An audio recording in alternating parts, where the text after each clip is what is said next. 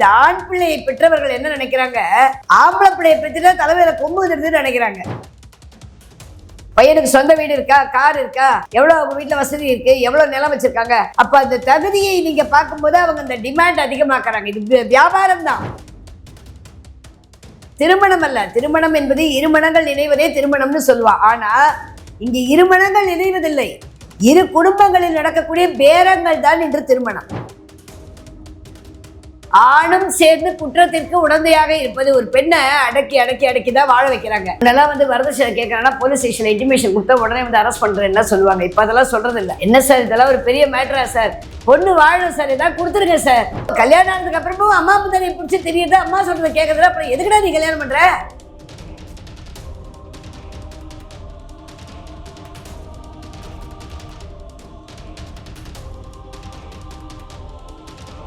தமிழர் கழகம் நேயர்களுக்கு வணக்கம். முனைவர் சீதாலட்சுமி சேதுராமன், உச்சநீதிமன்ற வழக்கறிஞர். வணக்கம் மேடம். வணக்கங்க. ஸோ இப்போ திருப்பூர்ல பாத்தீங்கன்னா ரிதன்யாங்கிற ஒரு பொண்ணு வரதட்சணை கொடுமையானால தற்கொலை பண்ணிட்டாங்க. இந்த ஒரு விஷயம் ரொம்ப சென்சேஷனலா போயிட்டு இருக்கு.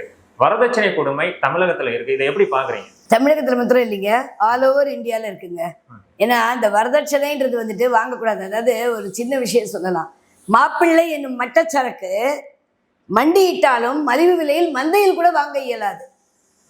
இது என்னுடைய ஒரு தாழ்மையான விஷயம். காரணம் என்னன்னா, ஒரு பெண் ஒரு தகப்பன், தாய் தகப்பனால் ஒரு பெண் குழந்தை வளர்க்கப்பட்டு அவள் பூப்படையும் போது அவளுக்கான கனவுகள், வாழ்க்கை, எதிர்காலம் எல்லாவற்றையும் நினைத்து ஒரு தாய் தகப்பன் கஷ்டப்பட்டு அவங்களுக்கு ஒரு நகை நட்டை போட்டு சீர்சனத்தை கொடுத்து எல்லாம் பண்ணி தான் கல்யாணம் பண்ணுறாங்க.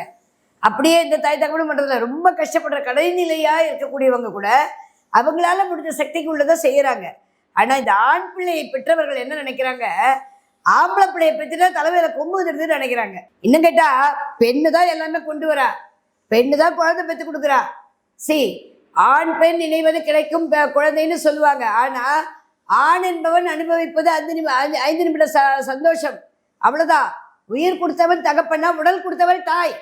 அதனால்தான் தாய் உன்னதமானவன். ஏன்னா 10 மாசம் சுமந்து சாப்பிடக்கூடாத சாப்பிட்டு, சாப்பிட வேண்டியதை சாப்பிடாம இருந்து, பனி மழை காத்துல உடம்புல வரக்கூடிய வலிகள் அனுபவிச்சு தன் ஜீவனை அடக்கி அந்த உயிரை வெளியில கொண்டு வர உலகத்துக்கு தன் ரத்தத்தையும் சதையும் எலும்பையும் கொடுத்து அந்த குழந்தையை உருவாக்கி வயிற்றுக்குள்ள வச்சு பாதுகாத்து வெளியில கொண்டு வர. இந்த ரிதன்யா அவங்களுக்கு 200 பவுன் நகை போட்டு தான் ஒரு கிராண்டியரான ஒரு மேரேஜ் தான் பண்ணியிருக்காங்க. எக்ஸ்ட்ரா அந்த 100 பவுன் கொண்டு வான்னு சொல்லிட்டு ஒரு கொடுமைப்படுத்துற விஷயம் இருக்குல்ல, இது சட்டத்துல என்ன மாதிரியான ஒரு தண்டனைகள் கொடுக்கப்படும் இருக்கு சார்? ஒரு விஷயம் சொல்லவா, இதுல நான் 2 விதத்திலையும் தவறு சொல்வேன், பேரண்ட்ஸையும் தப்பு சொல்வேன்.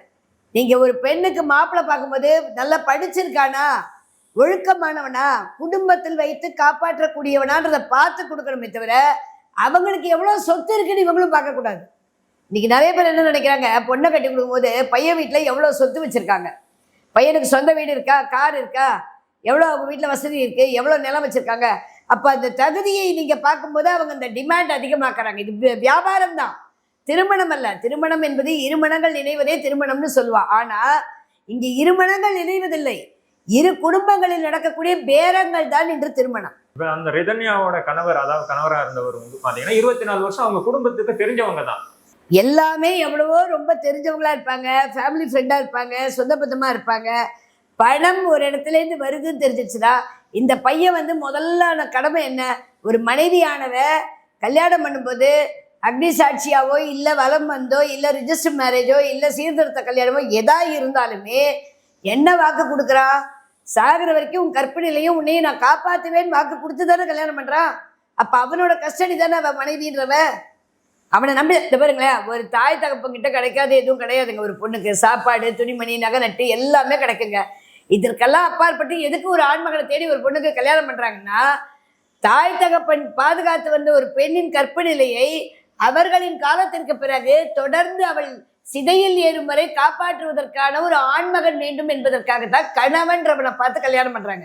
ரிதன்யாவோட வழக்குல என்ன சொல்லியிருக்காங்கன்னு பாத்தீங்கன்னா, எனக்கு அவங்க இன்னும் எக்ஸ்ட்ரா 100 பவுன் கேக்குறாங்க, என்னால உங்கள்ட்ட கேட்டா அப்படிப்பட்ட வாழ்க்கை வேணுமா வேண்டாமன்றதை யார் தீர்மானம் பண்ணணும்? எக்ஸ்ட்ரா 100 பவுன் கேட்கறாங்கன்னா அது வியாபாரமா?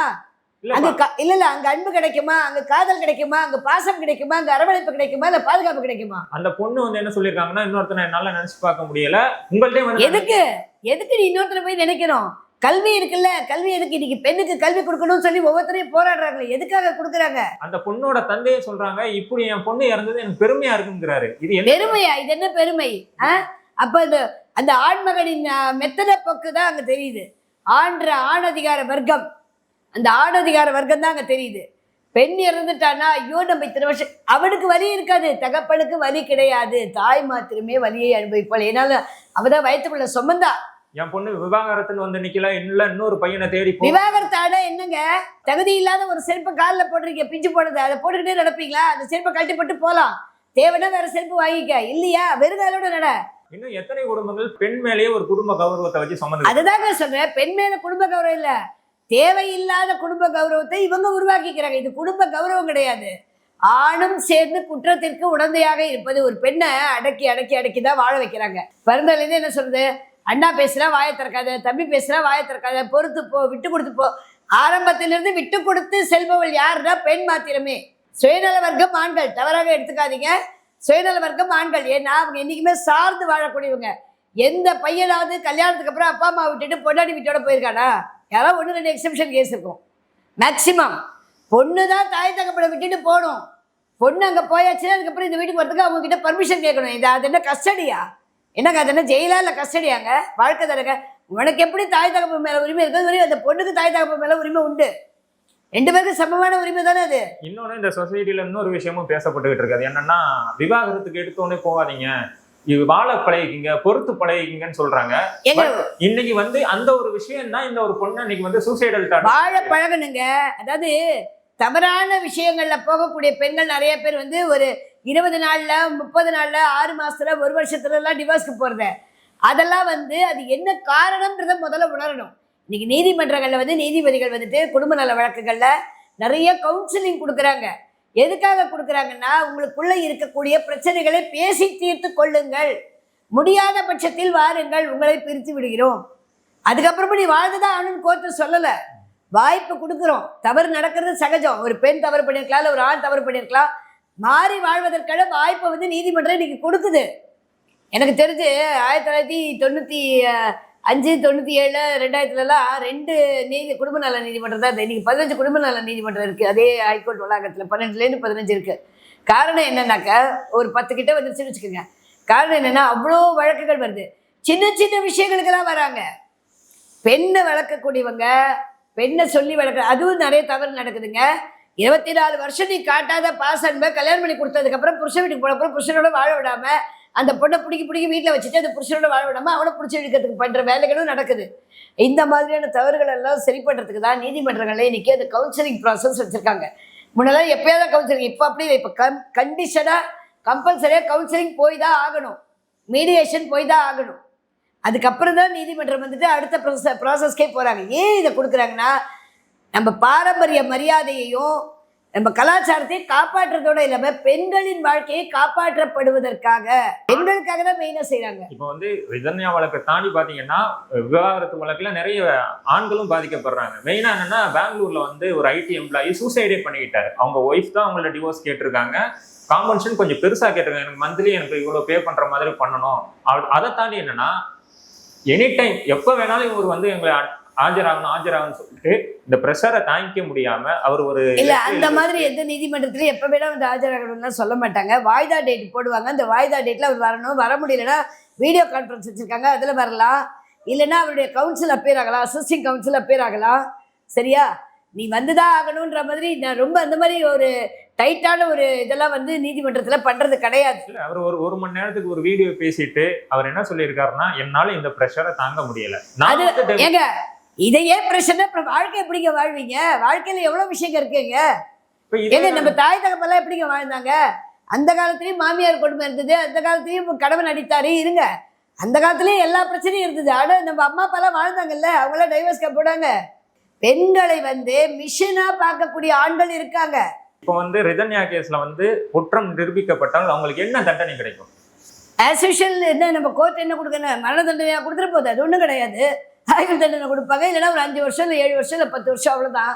வித் ஃபைனோட கொடுப்பாங்க. செத்தவ தானே, திருப்பி அந்த உயிரை கொண்டு வர முடியுமா? ஆனால் நீதிமன்றங்கள் கடுமையான சட்டங்களை இயற்ற வேண்டும் இந்த வரதட்சணைக்காக. முன்னெல்லாம் வந்து வரதட்சணை கேட்குறாங்கன்னா போலீஸ் ஸ்டேஷனில் இன்டிமேஷன் கொடுத்தா உடனே வந்து அரெஸ்ட் பண்ணுறேன்னா சொல்லுவாங்க. இப்போ அதெல்லாம் சொல்கிறது இல்லை. என்ன சார் இதெல்லாம் ஒரு பெரிய மேட்டரா சார், பொண்ணு வாழும் சார், ஏதாவது கொடுத்துருங்க சார். இது எந்த விதத்துல சரியா இருக்கும்? தப்பு தான், இது ரைட்டுன்னு நான் சொல்லலை. இந்த மாதிரி காவல்துறையும் சேர்ந்து செய்வதனாலே ஒரு ஆல் விமென் போலீஸ் ஸ்டேஷன் எதுக்குங்க ஆரம்பிச்சாங்க? பெண்களுக்கான நியாயம் கிடைக்கணும், நீதி கிடைக்கணும். இந்த மாதிரி பெண்களுக்காக நடக்கக்கூடிய குற்றங்கள்ல முறைப்படி பெண்ணால் விசாரிக்கப்படணுன்றதுக்கு தான் ஆரம்பிச்சது. அங்கே முறையான விசாரணை நடக்குதா? கிடையாது. இன்ஸ்பெக்டரை பார்க்கறதுக்கே வந்து நம்ம திருப்பதியில் போய் பெருமாளை பார்த்துடலாம், ஸ்டேஷன்ல இன்ஸ்பெக்டரை பார்க்க முடியாது. பெண்கள் வந்து இந்த விவாகரத்து விஷயத்துல இப்ப வந்து அவங்க ஒரு தெளிவா இருந்து நம்ம இது வீட்டுல பேசுவோம், இந்த லைஃப் நமக்கு வேணாம்னு ஒரு தெளிவான ஒரு முடிவு எடுத்திருந்தாங்கன்னா இன்னைக்கு அவங்களும் உயிரோட கண்டிப்பாங்க ஒரு விஷயம் சொல்லுவாங்க, இது இந்த பெண் மேல தாங்க தப்பு. சும்மா அந்த உருக்கமா வந்து இதெல்லாம் போடுறதுனால மாத்திரம் கிடையாது. உனக்கு எப்போ வாழ அந்த இடத்துல பிடிக்கலையோ, உன்னை ஒரு மனுஷியா மதிக்கல, உன் நகை பொருளுக்காக மாத்திரமே உன் கணவன், மற்றவங்களெல்லாம் விட்டு தள்ளுங்க. மாமியார் மாமனார் அவ்வளோ என்ன வேணா குடும்பம் பண்ணட்டும், அத்தனை பேர் தூக்கி போடுங்க. மனைவி என்பவள் என்னை நம்பி வந்தவ, அவளுக்காக நான் வாழ்றேன், எனக்காக அவள் வந்திருக்கா அப்படின்னு நினைக்கக்கூடிய ஒரு ஆண்மகனா இருந்தா அந்த அப்பா அம்மாவை கூட ஒதுக்கிட்டு பொண்டாட்டியோட போய் வாழ்ந்துக்கலாமே தனியா. வேணாம் நீ வாடி, நம்ம தனியா போய் வாழலாம், எதுக்கு வீணா அவங்க கேட்குறாங்க நீ இதெல்லாம் கொடுக்குற, இதுக்காசெல்லாம் நீ கவலைப்படாத, நான் இருக்கேன்ற ஒரு தைரியத்தை ஒரு ஆண்மகன் ஒரு மனைவிக்கு கொடுத்தா அந்த பெண் என்னைக்குமே வந்து கலங்க மாட்டா. அந்த உரிமையை வந்து அந்த கணவன் வந்து கொடுக்கறது இல்லை. கல்யாணம் ஆனதுக்கு அப்புறமும் அம்மா தனியை பிடிச்சி தெரியுது, அம்மா சொல்றதை கேட்கறதுல அப்புறம் எதுக்குடா நீ கல்யாணம் பண்ற? கல்யாணமே பண்ண வேண்டாமே. விவாகரத்துங்கிறது ஒரு பெரிய குற்றம் போலதான் ஒரு கிராமங்கள்ல இருந்து நிறைய இடங்கள்ல பார்க்கப்படுது. எப்படி நீ விவாகரத்து கேட்கலான்னு இது நார்மலைஸ்டா ஆக்கப்படணுமா? விவாகரத்து அதாவது விவாகரத்து காரணங்களோடு நடக்க வேண்டும். காரணம் இல்லாம சின்ன சின்ன விஷயத்துக்காக எனக்கு நகை வாங்கி கொடுன்னு கேட்டேன், வாங்கி கொடுக்கல, இல்லை எங்கள் அம்மா வீட்டுக்கு போக விடலை, இதுக்காகலாம் வரக்கூடாது. உண்மையான காரணங்கள் உண்மையாகவே நிரூபிக்கப்பட்டால் மாத்திரமே விவாகரத்துக்கள் அளிக்கப்படணும், இல்லைன்னா கொடுக்கக்கூடாதுன்னு சொல்லுவேன். இன்னொன்று என்னென்னா, ஒரு பெண் வந்துட்டு கடைசி வரைக்கும் ஆணை சார்ந்துதான் வாழணுன்ற நிலைமையை இந்தியாவில் உருவாக்கி பல வருஷங்கள் ஆச்சு. ஆனால் இன்றைக்கி நம்ம அதுலேருந்து கொஞ்சம் கொஞ்சமாக வெளியில் வந்துட்டுருக்கோம். அதுக்கு தான் அந்த கல்வி வந்து கொடுக்கப்படுறது, தரமான கல்வி கொடுக்கப்படுறது. ஒரு பெண்ணுக்கு தன்மேல் நம்பிக்கை வேணும். முதல்ல நான் படிச்சிருக்கேன், என்னால் வாழ முடியும், என்னால் நிற்க முடியும், இந்த சமுதாயம் எனக்கானது. முன்ன மாதிரி பயம் கிடையாது. இன்னைக்கு முன்னெல்லாம் பயப்படுவாங்க பெண்கள் வேலைக்கு போகிறதுக்கு. இன்றைக்கி போஷ் ஆக்ட் வந்துருச்சு, பெண் குழந்தைகளை செஞ்சா போக்சோ ஆக்ட் வந்துருச்சு, ஒர்க் பிளேஸில் வந்துட்டு ஒரு அதிகாரி தவறாக செயல்பட்டால் அவர்கள் நடவடிக்கை எடுக்கலாம். ஸோ இதெல்லாம் வந்துருச்சு. அதனால பாதுகாப்பான சூழ்நிலைகளில் சட்டங்களும் கொண்டு வந்துட்டு தான் இருக்காங்க.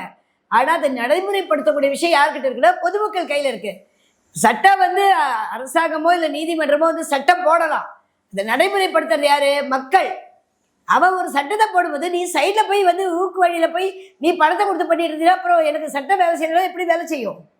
நம்மளும் ஒத்துழைச்சு போகணும். கரெக்டாக? பெண்ணுக்கு முதல்ல மனச்சிதைவே ஏற்படக்கூடாது. நம்மள ஒருத்தர் கொலை பண்ணுற, நம்மள ஒருத்தர் வந்து குழப்பறாங்களா, நம்மள ஒருத்தர் டார்ச்சர் பண்ணுறாங்களா, முதல்ல தனியாக உட்காந்து தான் யார் என்பதை முதல்ல உணரணும். உணர்ந்து தன் வாழ்க்கை என்ன, தான் எப்படி வளர்க்கப்பட்டவள், தன் கல்வி நிலை என்ன, நம்ம இந்த சமுதாயத்தில் என்ன பண்ணலாம், நமக்கு என்னென்ன திறமைகள் இருக்குது, முதல்ல செல்ஃப் கான்ஃபிடென்ஸ் இருக்கணும் பெண்களுக்கு. தற்கொலை பண்ணிக்கிறது கோழைத்தனம், முட்டாள்தனம். அப்படிப்பட்டவங்க வாழ்ந்து கூட பிரயோஜனம் இல்லைங்க. அந்த மாதிரி வாழ்க்கையெல்லாம் வாழக்கூடாது. நீ ஏன் தற்கொலை பண்ணிக்கிற? உன் உயிரை எடுப்பதற்கு யார் உனக்கு உரிமை கொடுத்தது? அதே தான் திருப்பி கேட்குறேன். லாக்அப் டெத் ஆனாலும் அதே தான், தற்கொலைனாலும் அதே தான். உன் உயிரை எடுப்பதற்கு யார் உனக்கு உரிமை கொடுத்தது?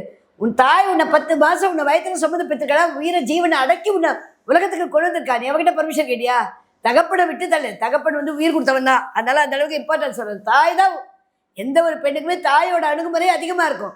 நீ தாய்கிட்ட பேசிக்கலாமே, என்னுடைய சூழ்நிலை இது இப்படி இருந்தது, அதனால நான் இந்த மாதிரி இருக்கேம்மா, எனக்கு மனசு கஷ்டமா இருக்குன்னு சொன்னா அவள் அதுக்கு ஒரு முடிவு எடுத்திருப்பாள்ல.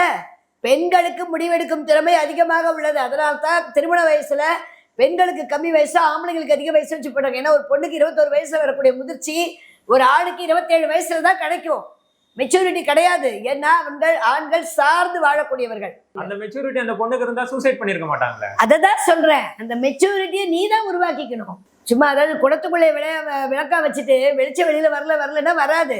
குடத்தை உடைத்து வெளியில் வா, பெண்ணே நீ விட்டில் பூச்சியாய் பற.